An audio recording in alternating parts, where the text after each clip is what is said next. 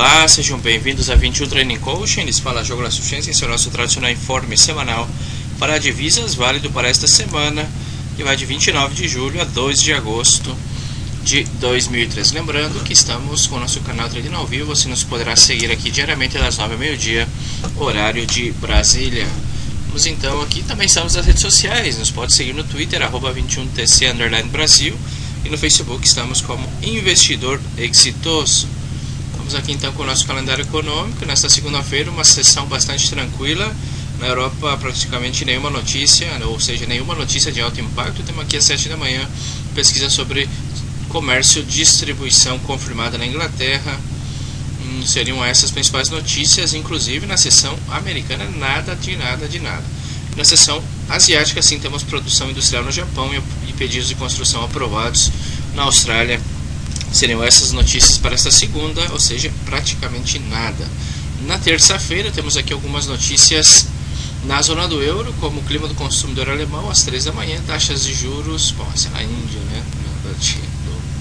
E às 6 da manhã, leilão do bônus italiano de 10 anos, temos o IPC alemão às 9 da manhã, e já na sessão americana temos aqui confiança do consumidor às 11 da manhã, principal notícia para terça-feira. Já na quarta-feira, temos aqui algumas notícias fechando o mês, gasto do consumo francês, mediano impacto.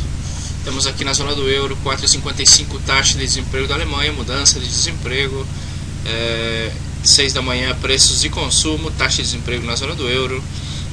E já na sessão americana temos aqui algumas notícias. A sessão americana assim bastante movimentada, 9,15, mudança de emprego na agrícola, produto interno bruto, índice do custo do emprego, GPD, índice de preços, e às 9h30, produto interno bruto. Várias notícias entre as 9h15 e 9h30 da manhã, um horário bastante complicado. E às 15 horas, taxas de juros e declarações da FONC. Às 3 horas da tarde, nesta quarta-feira, já começamos aí com o senhor Bernanke. E às 22, PMI, o índice manufatureiro chinês, muita volatilidade aí para as commodities. Também temos gestão de compras manufatureiras 10h45 chinês. Na quinta-feira, como sempre, temos várias notícias aqui de médio e alto impacto, começando na sessão europeia, 4h40, temos aqui manufatureiro francês, índice do custo de compra manufatureira alemão. Já na sessão americana, taxas de interesses, taxas de juros, às 8 da manhã na Inglaterra. Temos aqui na zona do euro 8,45 taxas de juros na zona do euro. E na sessão americana, sim, pedidos de desemprego, conferência de imprensa do Banco Central Europeu, declarações aí do senhor Draghi, pedidos contínuos de desemprego, gestoras de compra no Canadá às 10h30, às 11h, índice manufatureiro americano, uma quarta e quinta-feira bastante movimentada nesta semana. E na sexta-feira temos aqui uma sessão americana bastante movimentada também, às 9h30, média de ingressos por horas, índice de preços do consumidor, mudança de emprego não agrícola e taxa de desemprego também nos Estados Unidos, além das nóminas privadas não agrícola e médias de horas trabalhadas semanalmente, também às 13h15, declaração aí do membro da FONC, quarta, quinta e sexta-feira desta semana, prometendo ser sessões bastante movimentadas. Vamos então aqui com o nosso euro-dólar, o euro que no semanal está tratando de fazer a ruptura desta zona aqui, desta resistência, desse pivô aqui anterior, de quando é este pivô? De dezembro de 2010, exatamente. Está aqui tentando fazer a ruptura desse pivô de dezembro de 2010, também de abril de 2012, de dezembro e de abril de 2012, é um ponto-chave. Em dezembro rompeu e subiu, em abril respeitou e caiu bastante. Veremos se fizer a ruptura desta zona, terá diretriz baixista e média móvel de 200 períodos como seguintes resistências. Se tudo ocorrer bem e fizer a ruptura, aí poderá sim visitar 1,37 o euro-dólar no marco semanal. Já no diário vemos que está aqui a ponto de fazer a ruptura da nossa diretriz baixista. Em caso de que faça a ruptura, aqui está o 33,04.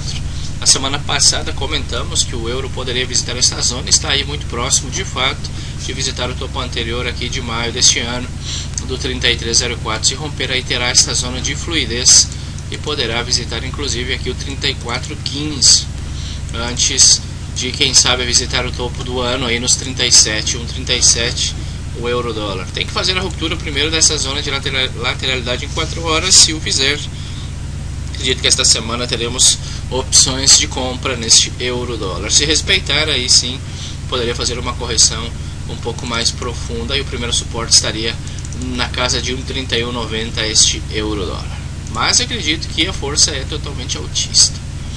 Já a libra esterlina, a libra muito melhor configurada. Vemos que no semanal também está tratando de romper aqui esta resistência menor. Não temos diretriz baixista, está longe da média móvel 200 períodos e no weekly ainda, e rompendo esta resistência menor aqui poderá voltar a testar 1,5607, que seria este pivô aqui da casa aí de maio deste ano. Já no diário temos aqui alguns problemas pelo caminho, que se trata da média móvel 200. Acredito que formará uma P-formation, executará o padrão de continuação rotista e virá visitar a média aí, um 54,78. esta libra esterlina. Também sou muito mais comprador do que vendedor nesta libra, porém se fizer uma correção, o 52,56 poderia ser o seguinte, ou o primeiro suporte no diário dessa libra esterlina. Já o dólar australiano, esse dólar australiano tem que fazer a ruptura. Vemos que no semanal ainda não deixa de ser uma correção ordenada para a formação de um pivô de baixo. Em caso de romper esta resistência no semanal, poderia entrar numa zona fluida e visitar esses níveis aqui. Teríamos o seguinte objetivo, primeiro aqui no ponto 94,70, rompendo esses níveis, aí sim poderia vir até essa resistência menor, inclusive um pouco mais acima, já na casa dos pontos 96,07 ou 96,97, 96,37 este dólar australiano. Porém vemos que no diário é uma clara possível etapa 1, esperando a ruptura. Tem que romper aqui essa zona para entrar em zona de fluidez e ir até o ponto 95,27 no diário primeiramente. Enquanto não fizer a ruptura, não vejo compras neste dólar australiano. Já o dólar neozelandês, praticamente a mesma situação, porém vejam que já está bastante mais adiantado que o australiano. O australiano ainda encontra-se nesta região, o neozelandês já rompeu, está tratando de romper o ponto 81,00, se o fizer, diretriz baixista aqui, 81,81, e por que não a média móvel de 200 nos 82,32, o seguinte objetivo desse dólar neozelandês. Temos aqui o famoso bandeirinho, ou flâmula, né, em português. Temos aqui a famosa flâmula em 4 horas. Se fizer a ruptura aqui, o problema é a diretriz baixista que está logo acima e poderia sofrer uma pressão compradora, uma pressão vendedora neste neozelandês. O dólar canadense, este sim, debilidade total, tem fluidez ainda no semanal e poderia vir a visitar o seguinte suporte em 1,021. Tem espaço, tem que vir até aqui, poderia vir até esses níveis, está bastante próximo na verdade, e poderia vir até aqui esses níveis, este dólar canadense. No diário vemos que o movimento está bastante esticado, tendência madura, já seria muito interessante um repiquezinho aí para a formação de um pivô no diário e nos apresentar uma oportunidade mais interessante para uma eventual venda neste dólar canadense. Para contratendências não temos ainda nenhum sinal. Já o dólar franco, com relação inversa com o euro, está tratando de romper essa resistência no semanal, se o fizer, ponto 91,98 e ponto 91,19, próximas paradas no semanal. No diário, também como canadense, movimento esticado, tendência madura, seria muito interessante também o repiquezinho. Aqui está o suporte, ó, aqui está o pivô. Seria muito interessante o repiquezinho aí para formar um pivô de baixa, um lower high, um máximo menor, um pivô de baixa no diário para nos dar oportunidades de maior qualidade. Já os ienes, o euro ien, vejam só como se move apenas por fundamentais esses ienes. De fato, eu pessoalmente não gosto muito de operar os ienes. Se moveram aí pelo IPC japonês, que saiu na quinta-feira. Eu vejo a caída que aconteceu na sexta. O semanal aqui poderá fazer uma correção mais profunda. Tem espaço no diário, vejam só, um shakeout, uma vela envolvente aí, eliminando as 3 últimas velas, 4 últimas velas.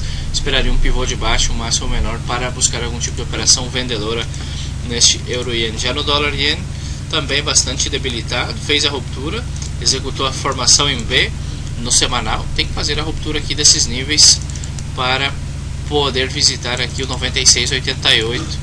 Porém no diário eu gostaria de esperar um pivô de alto, pivô de baixo, um máximo menor, um topo descendente para formar um topo, um fundo descendente com ruptura dessa diretriz altista, seria mais prudente neste dólar ien. Muito bem, acredito que o euro e a libra esterlina nos darão bastante, ou nos darão boas oportunidades durante essa semana. O australiano ainda acredito que romperá essa semana e também poderá ser por aí o nosso caminho de operações durante esta semana. Olho com euro, libra e australiano. Muito obrigado, sou o Geógrafo Sushense, espero vocês amanhã no nosso Trader Room gratuito. Um abraço e fiquem com Deus. Tchau, tchau.